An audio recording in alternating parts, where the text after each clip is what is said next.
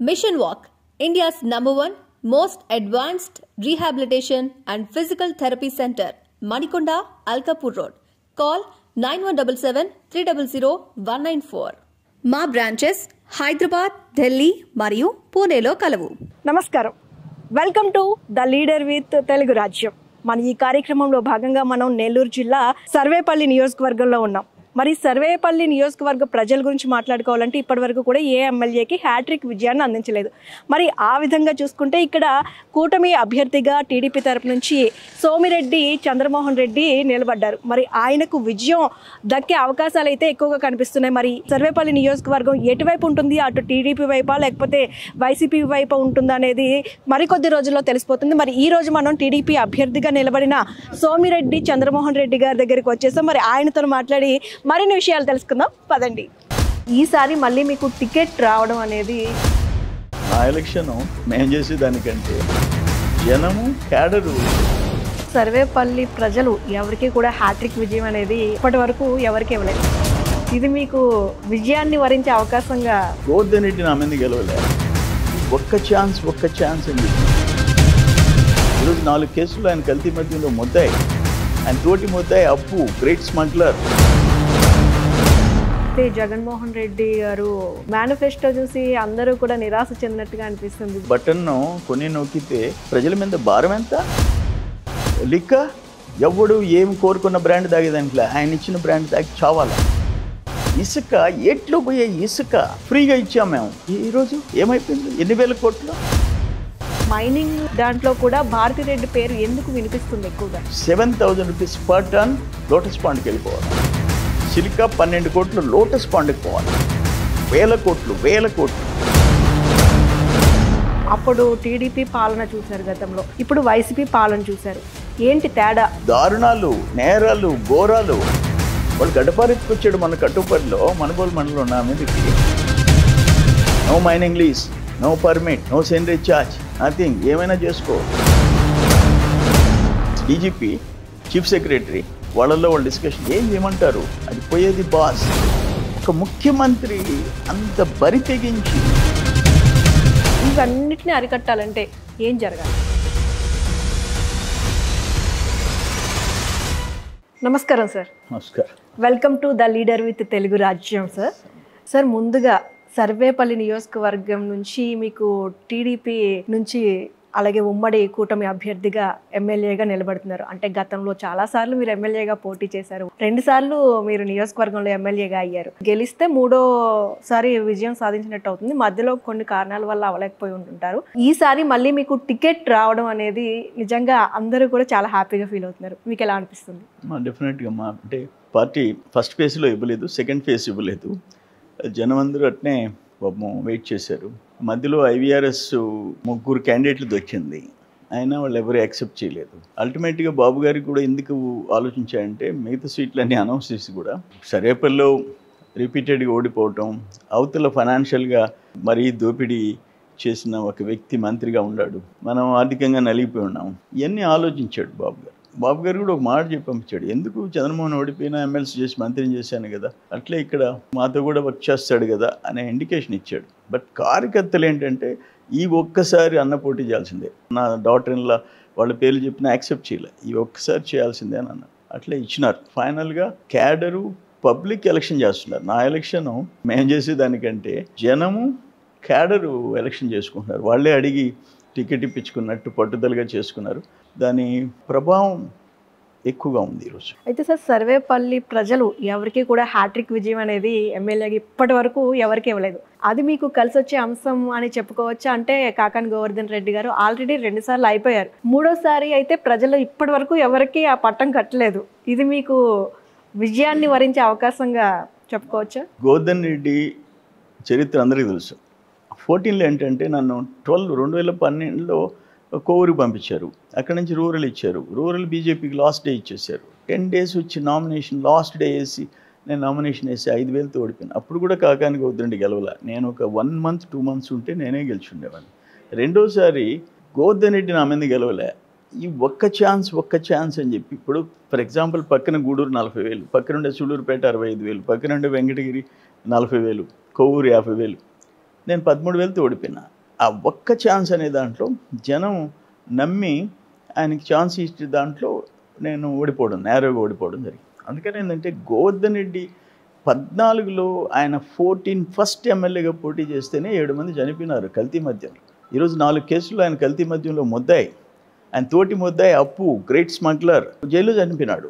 ఆ కేసులో జైల్లో చనిపోయినాడు. ఈయన మాత్రం బెయిల్ తీసుకొని బయట ఉన్నాడు. ఆయన నకిలీ పత్రాలు నా మీద 1000 కోట్లు పెట్టినప్పుడు ఆ పత్రాలు తయారు చేయించాడు. ఎవరి చేత చేయించాడు? వాళ్ళందరూ జైలుకి పోయినారు. ఈయన మాత్రం సుప్రీంకోర్టు పోయి బెయిల్ తెచ్చుకున్నాడు.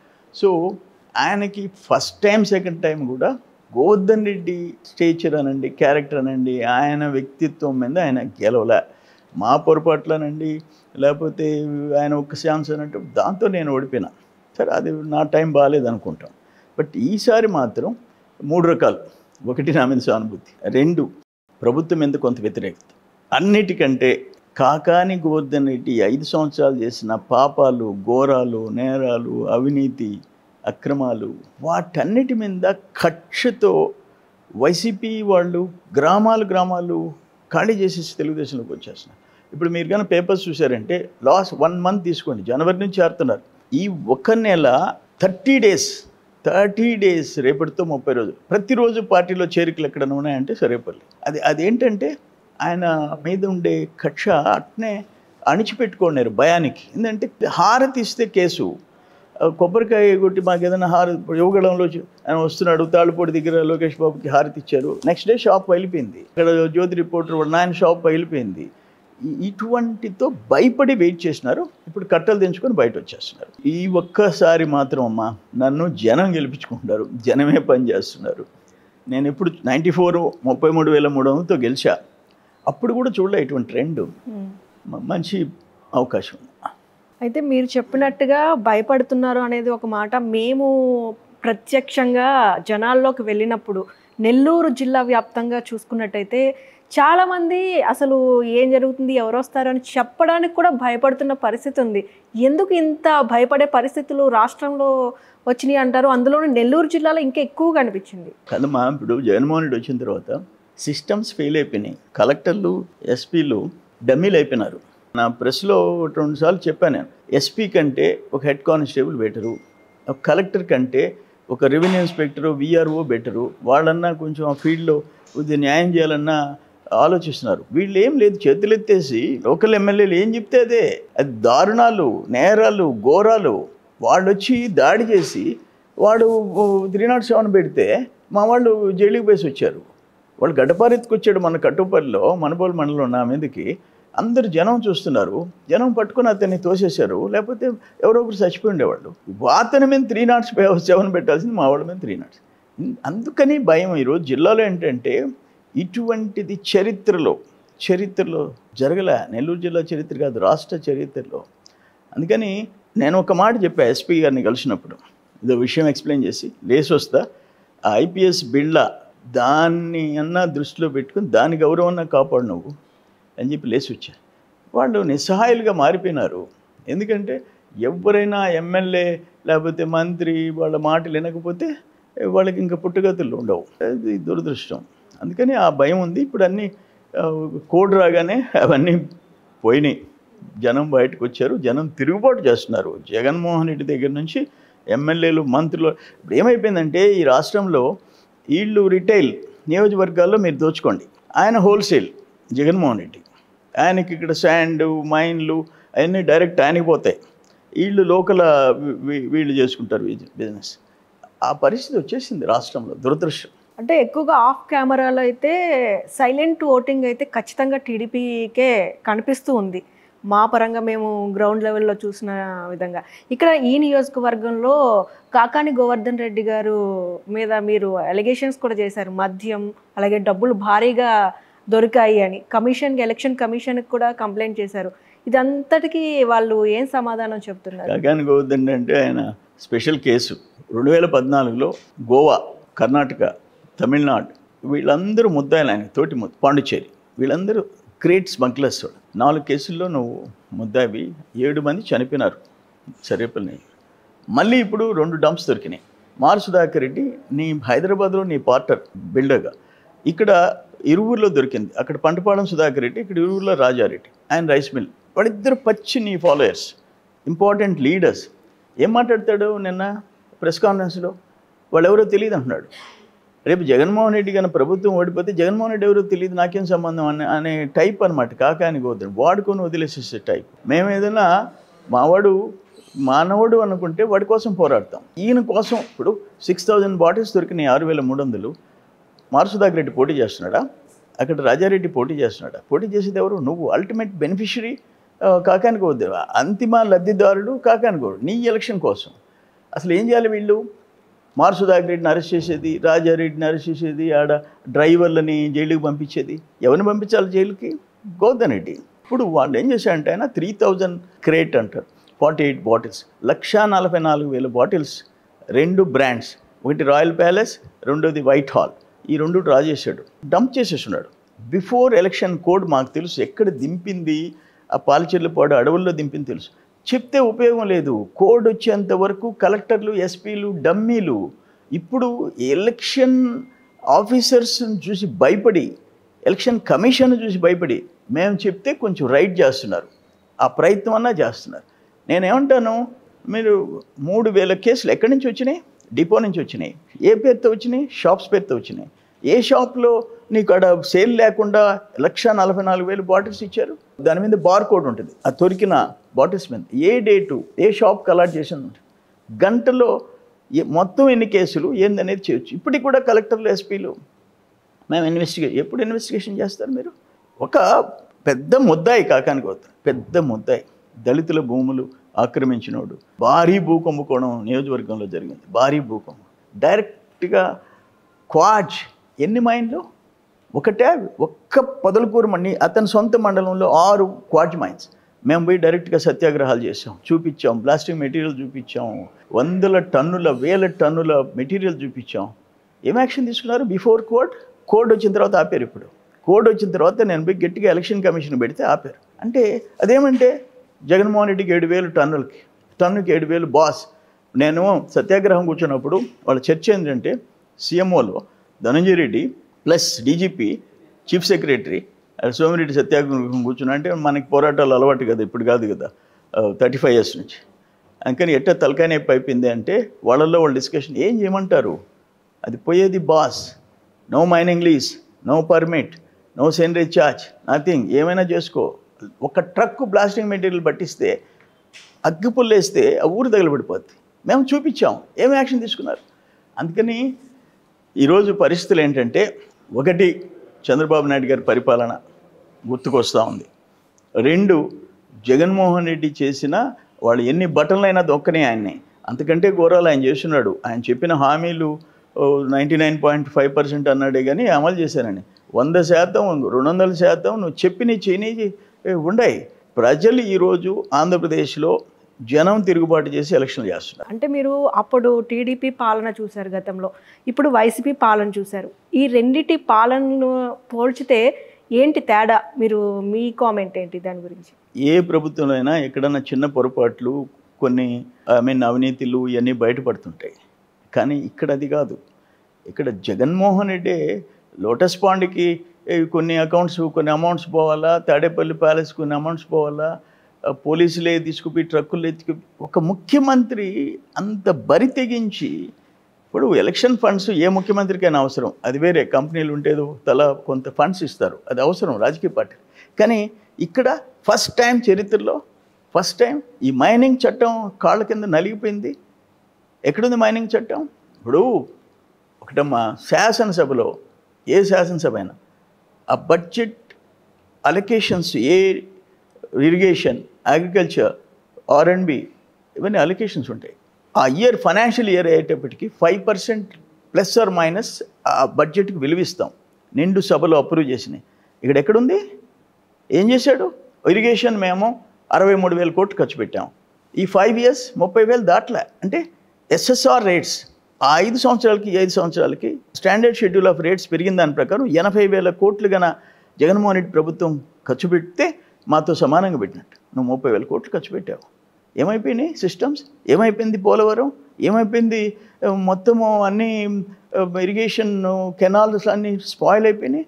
ప్రాజెక్ట్స్ మా సోమశిల 2 సంవత్సరాలు వరదకు వచ్చి ఆప్రాన్ దెబ్బతినిపోతే వార్ ఫుటింగ్ కింద ఎమర్జెన్సీ కింద చేయాలని చెప్పి టెక్నికల్ కమిటీ ఇస్తే 3 ఏళ్ళు అయిపోయింది, వదిలేసినారు. సపోజ్ దురదృష్టం వరద వస్తే నెల్లూరు జిల్లాలో లక్షల మంది ప్రాణాలు పోతాయి. అటువంటి సమీక్ష అంబటి రాంబాబు ఇన్ఛార్జ్ మినిస్టర్, మాకు అగ్రికల్చర్ మినిస్టర్ కాకానికి వద్దని. సోమశిల 78 టీఎంసీలు, ఒక చరిత్ర దానికి మా జిల్లాకి. దాన్ని అప్రాన్ దెబ్బతినిపోతే 2 సంవత్సరాలు వరద వచ్చి దాన్ని చేసే పరిస్థితిలో కాంట్రాక్ట్ చేసి 20 కోట్లు బిల్లు ఇస్తే బిల్లు ఇవ్వలేదని చెప్పేసి వదిలేసి వెళ్ళిపోయినాడు. ఏం చేస్తున్నారు ముఖ్యమంత్రి? మీకు ఒక మాట నేను చెప్తాను, ఎవరైనా డిప్యూటీ సీఎంలు 5 మంది ఉండరు, పేర్లు చెప్పమనండి జనాన్ని. కాకానికి వద్దండి, ఈ జిల్లా దాటిన తర్వాత అగ్రికల్చర్ మినిస్టర్ ఎవరు అడగండి, రైతుల్ని. ఇరిగేషన్ మినిస్టర్ ఎవరో చెప్పమనండి. అంబటి రాంబాబు డ్యాన్సులు వేసుకునే దాంట్లో ఉన్న శ్రద్ధ ఒక్కరోజు నెల్లూరుకు వచ్చి సమీక్ష చేసావా నువ్వు? అందులో ఇన్ఛార్జ్ మినిస్టర్. అందుకని నేను అనేది ఏంటంటే, చంద్రబాబు నాయుడు పరిపాలన, నేను agriculture minister, micro irrigation number 1 కంట్రీలో, నంబర్ 1 17-18లో, 18-19లో గుజరాత్ ఫస్ట్ ప్లేస్ పోయింది. మెకనైజేషన్లో 650 కోట్లు ఖర్చు పెట్టి దేశంలో ఫస్ట్ వచ్చాం 17-18లో. ఇప్పుడు ఏమైపోయింది? ఎక్కడుంది మైక్రో ఇరిగేషన్? మెకనైజేషన్ ఎక్కడుంది? మైక్రో న్యూట్రియంట్స్ ఫ్రీగా ఇచ్చాం, ఎక్కడుంది? భూసార పరీక్షలు చేసి జింక్, జిప్సం, బోరాన్ ఫ్రీగా ఇచ్చాం రైతులు, ఎక్కడుంది? ఏ స్కీమ్స్ ఉన్నాయి? రెగ్యులర్ స్కీమ్స్ ఏం? కార్పొరేషన్లు సెర్చ్ అయ్యి ఎస్సీ సబ్ ప్లాన్, అది ఒక చట్టపరమైంది. ఎస్సీ సబ్ ప్లాన్ 27% ఫండ్స్ ఏమైపోయింది? సో ఈ రాష్ట్రంలో బహుశా అంతకుముందు బీహార్లో, ఉత్తరప్రదేశ్, బట్ 8కి డిపాజిట్ రావు జగన్మోహన్ రెడ్డి. అతను ఒక నియంతలాగా, ఒక సైకోలాగా ప్రవర్తిస్తున్నాడు. దారుణం అయిపోయింది క్యాపిటల్ పరిస్థితి. ఆఖరణ అరాచక అన్నపూర్ణ లాంటి ఆంధ్రప్రదేశ్ అరాచక ఆంధ్రప్రదేశ్ కింద మారిపోయిందంటే ఎంత బాధాకరం. ఎంత పోరాడాం, సమైక్యంగా ఉండాలని పోరాడాం. కేసీఆర్ గారు నా ఫ్రెండ్, మేము ఇద్దరం ముఖ్యులం. ఆంధ్ర వాళ్ళని ఏదో ఒక మాట అన్నాడని మళ్ళీ ఆయన గడప దొక్కలా. నేను 5 ఏళ్ళు, ఆయన 10 ఏళ్ళు ఆయన పదవిలో ఉన్నా. మనం ఆంధ్ర అని చెప్పేసి మనకుండే సెంటిమెంట్ మంది. దాన్ని ఈరోజు ఏం చేసేసాడు జగన్మోహన్ రెడ్డి? బాధాకరం ఇది. సార్, ఇక మేనిఫెస్టో విషయానికి వస్తే, జగన్మోహన్ రెడ్డి గారు మేనిఫెస్టోలో చాలా ఆశాజనకంగా వరాలు కురిపిస్తారు అని చాలామంది ఆశపడ్డారు ప్రజలు. ఇప్పుడు ఒక్కసారిగా మేనిఫెస్టో రిలీజ్ చేసేసరికి మేనిఫెస్టో చూసి అందరూ కూడా నిరాశ చెందినట్టుగా అనిపిస్తుంది. దీనికి సంబంధించి అంటే టీడీపీ చూసుకుంటే సూపర్ 6 అనే పదంతో ముందుకు పోతున్నారు. మీరే కాదు, సంక్షేమ పథకాలు మేము కూడా ఇస్తాం, ఆల్రెడీ ఇచ్చారు. టీడీపీ ప్రభుత్వం ఉన్నప్పుడు కూడా కొన్ని సంక్షేమ పథకాలు వెళ్ళాయి. మేము మేనిఫెస్టోలో బీమా పెట్టామా? చంద్రన్న బీమా. ఇంట్లో ఎవరైనా పేదోళ్ళు ఇంట్లో చనిపోతే 2 లక్షలు, యాక్సిడెంట్ అయితే 5 లక్షలు మేము పెట్టామా? సంక్రాంతి కానుకలు ఇస్తామని మేము పెట్టామా? పెళ్లి కానుకలు ఇస్తామని మేము పెట్టామా? ఇవన్నీ మేము పెట్టకుండా కూడా ఇంప్లిమెంట్ చేసాం. బట్ ఆయన చెప్పిన వాటిలో బటన్ను కొన్ని నొక్కితే ఇండైరెక్ట్గా ప్రజల మీద భారం ఎంత? నేను బెంగళూరు నుంచి వస్తుంటా, నా సన్ అక్కడ వస్తే 88 రూపాయలు అవతల బార్డర్లో, యువతలకు వస్తే 99 రూపాయలు, 100 రూపాయలు, 12 రూపీస్ డీజిల్. ఏమని మాట్లాడాడు 19లో? చంద్రబాబు దేశంలోనే ఫస్ట్ డీజిల్ పెట్రోల్ ధరలు నేను తగ్గించేస్తాను. నువ్వు ఈరోజు నంబర్ 1 కంట్రీలో. లిక్క ఎవడు ఏం కోరుకున్న బ్రాండ్ తాగేదానికి, ఆయన ఇచ్చిన బ్రాండ్ తాగి చావాలా. 1,50,000 కోట్లకి మందు తాగిచ్చి నువ్వు, నేను 24కి మందు అనేది లేకుండా చేసి అక్క జిల్లాని ఓట్లాడతానని చెప్పేసి, ఇటువంటి ఇసుక, ఏట్లో పోయే ఇసుక ఫ్రీగా ఇచ్చాం మేము. ఏదో కొన్ని బ్యాడ్ నేమ్ వస్తుందని చెప్పేసి బాబు గారికి పోయి చెప్తే ఎస్ ఫ్రీగా ఇచ్చేసి, చెప్తే వినేవాడు చంద్రబాబు నాయుడు గారు. ఇది కాదు ఇదంటే ఎస్ అనేవాడు. ఈరోజు ఏమైపోయింది? ఎన్ని వేల కోట్లు ఇసుక.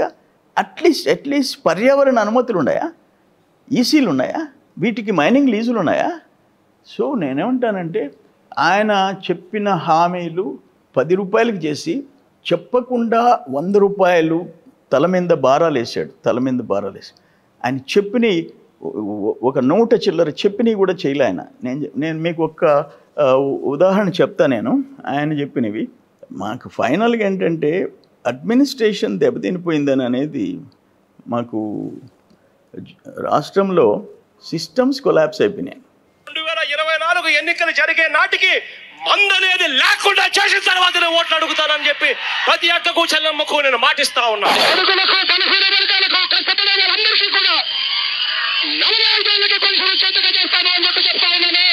ఆ 20% కూడా పోయి పూర్తిగా 100% సన్న బియ్యం, అటువంటి క్వాలిటీ ఉన్న బియ్యంతోనే ఇవ్వబడుతుంది. 200 యూనిట్ల వరకు మీకు కరెంటు ఉచితంగా ఇస్తామని చెప్పి మీ అందరికీ కూడా చెప్తా ఉన్నా. ఒకసారి మన కరెంటు రేట్లు చూడండి. ఈ రేట్లన్నీ కూడా పూర్తిగా తగ్గించేస్తాను అని చెప్పి మీ అందరికీ కూడా హామీ ఇస్తాను. అమ్మ దీంట్లో ఇప్పుడు పెళ్లి కాను కూడా చెప్తున్నాడు, పెళ్లి రోజే ఇచ్చేస్తా అంటే ₹1,00,000. ఇప్పుడు ఇంకొక 100 ఉన్నాయమ్మా. టైం లేదు, మీకు టైం ఉండదు, నాకు టైం లేదు, ఎలక్షన్స్ టైం. ఎంత దారుణంగా పచ్చి అబద్ధాలు చెప్తాడు. అవన్నీ ఒక ఎత్తు తల్లి. నువ్వు ఇచ్చిన హామీలు ఎవరైనా కొన్ని చేయలేకపోవచ్చు, ఉండే ఆర్థిక పరిస్థితులు, ఇంకొకటి ప్రయారిటీ ఐటమ్ రావచ్చు.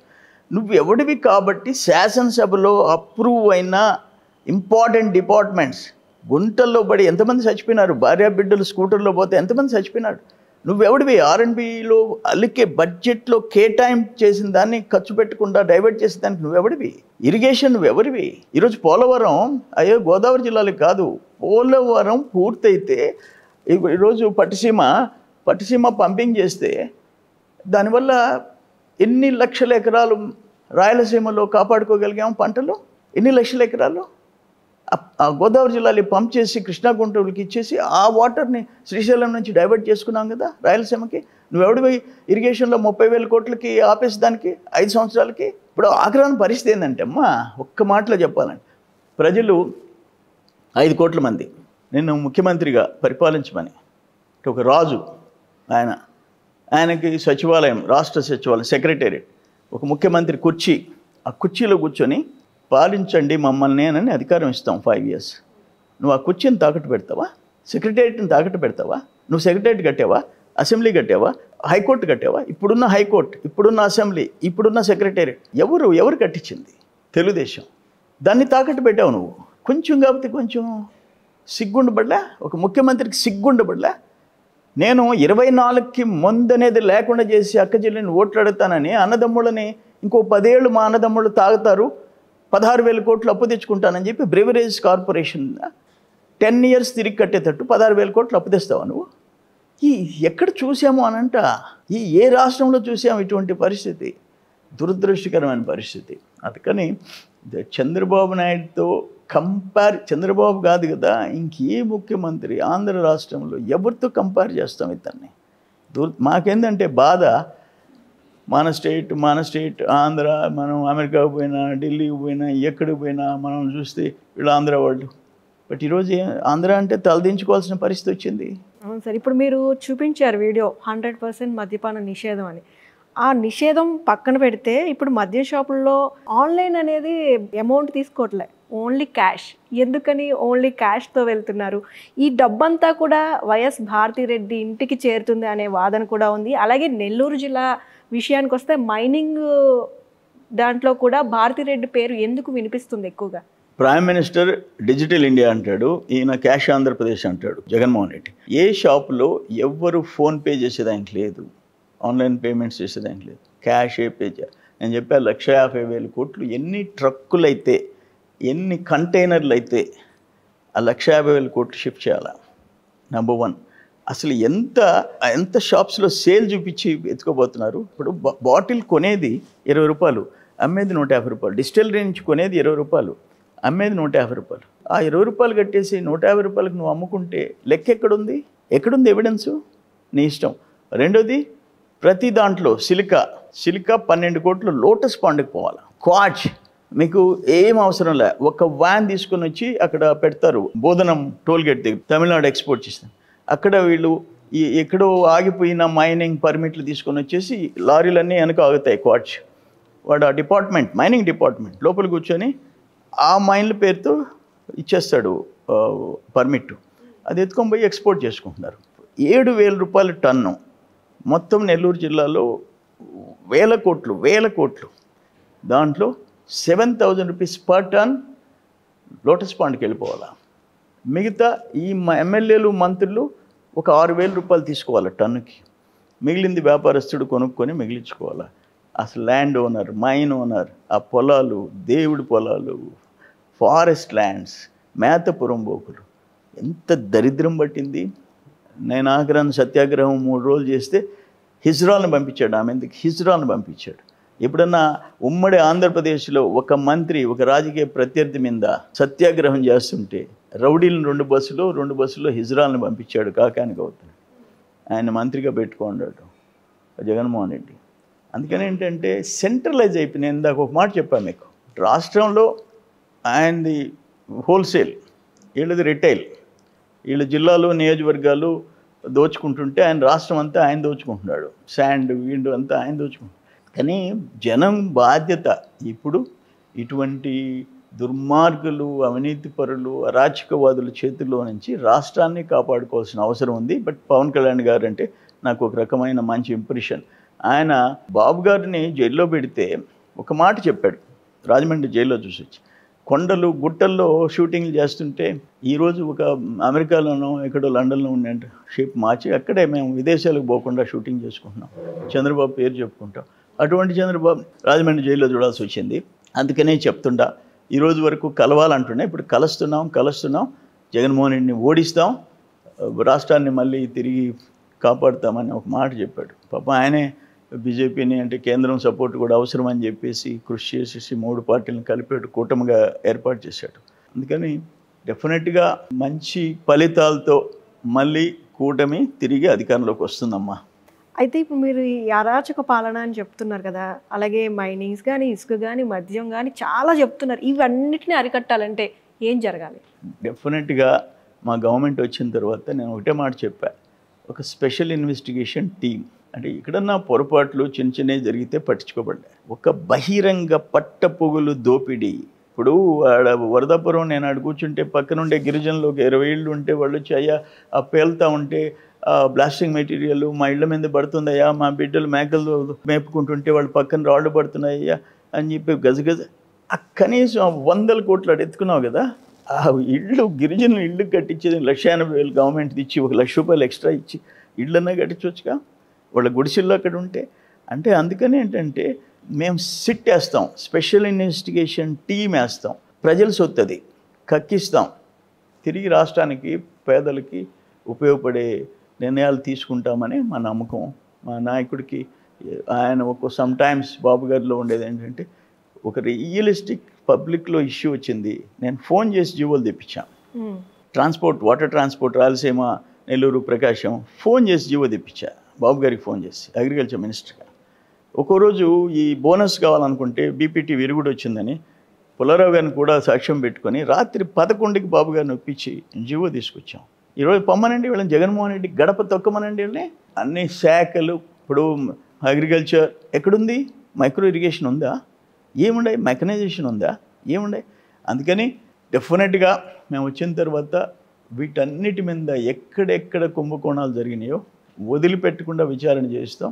ఇంకోసారి అటువంటి బహిరంగ దోపిడీలు జరగకుండా దానికి గుణపాఠం చేపిస్తాం. ఓకే సార్, ఇక సర్వేపల్లి నియోజకవర్గం విషయానికి వస్తే గతంలో మీరు ఓడిపోవడానికి ఏవైనా తప్పులు అని అనుకున్న వాటిని గుర్తించి ఈసారి ప్రచారంలోకి ఎలా వెళ్తున్నారు?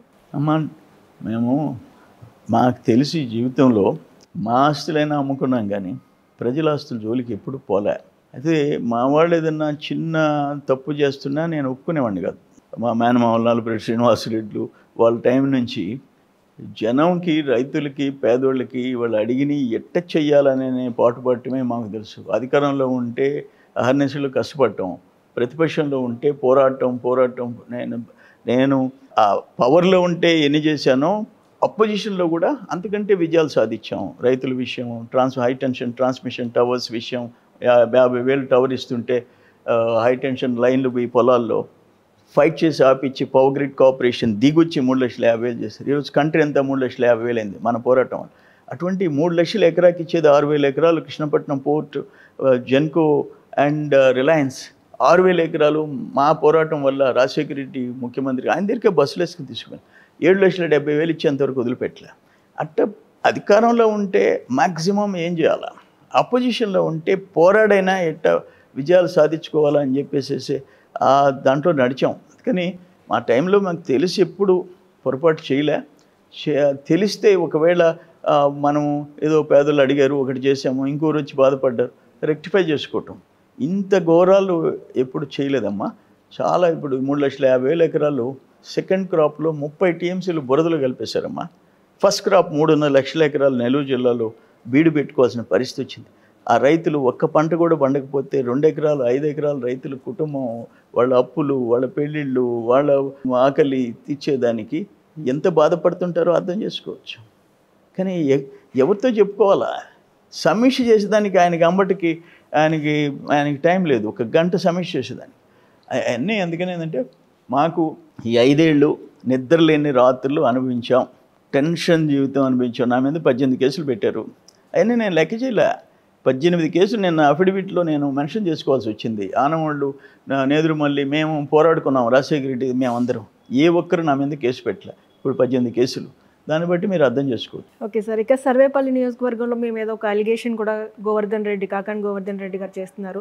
అలాగే సాక్షి మీడియాలో వీడియోతో సహా ప్రజలకి చూపించాలని ఏదో చూపిస్తూ ఉన్నారు. కానీ ఆ వీడియోలో అర్థమవుతుంది మీరు జస్ట్ ఒక ఇద్దరికి ఏదో సహాయం కోసం ఇస్తున్నట్టుగా కనిపిస్తుంది. దాని గురించి మీరేమంటారు? కాదమ్మా, నేను మధ్యాహ్నం ఎండ 12:30 1 గంటప్పుడు ఒక గర్భంతో ఒక తల్లి ఉంది, 3 చిన్న బిడ్డలు, చెప్పులు లేకుండా అట్టే నిలబడి ఉన్నారు గిరిజనులు. వాళ్ళు ఏదో అడిగితే చెప్పులు కొనిచ్చేదానికి ఏమి చెప్పులు లేకుండారంటే డబ్బులు లేవయ్యా ఇస్తాను అనేది అన్నారు.